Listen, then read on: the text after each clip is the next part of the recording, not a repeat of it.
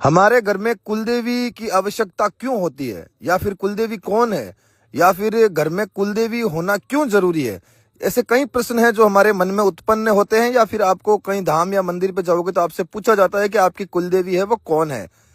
कुलदेवी का शाब्दिक अर्थ होता है कुल की देवी, यानी कि आपका जो भी कुल है उस कुल की वो रक्षक देवी हैं, वो इष्टात्री देवी हैं, उन्हीं से आपकी कुल की है वो उत्पत्ति हुई है। जिस तरह हमारे घर में प्रमुख हमारी माता होती है, उसी तरह कुल की जो प्रमुख देवी होती है उसे कुल देवी कहते हैं। जिस घर में या फिर जिस वंश में कुल की देवी का दोष होता है तो उस घर में नया रिश्ता है वो नहीं होता है, या फिर जो रिश्ता हो रखा है वो भी टूट जाता है, या फिर शुभ कार्य नहीं होता है, किसी भी प्रकार का शुभ कार्य नहीं होता है। आपने अब याद कर लो, आपने लास्ट बार अपने घर में हवन कब करवाया था, या सुंदरकांड कब करवाया था, या फिर आपने कोई मंत्र जाप कब करवाया था, या फिर आपने घर के कोई प्राण प्रतिष्ठा की थी तब भी नहीं करवाया था।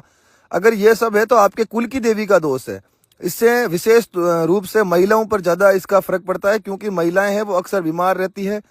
और चिड़चिड़ापन हो जाता है, उनके शारीरिक दर्द होता है और कई ऐसी बीमारियां भी उत्पन्न हो जाती है। डॉक्टर को जाओ तो डॉक्टर बोलता है कि मेरे समझ के बाहर की बात है,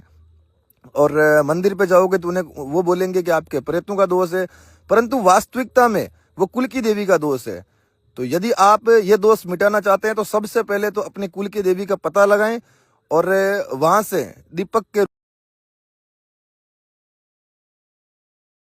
दुनिया का इकलौता ऐसा शिव मंदिर जिसका गर्भगृह धरती के नीचे है। अभी हम लोग जा रहे हैं सीढ़ी के माध्यम से और नीचे देखिए गहराई में भगवान शिव जी का वो शिवलिंग स्थापित है और इस मंदिर का जो कि शिखर नहीं बना हुआ है, जिस कारण सूर्य की प्रकाश डायरेक्ट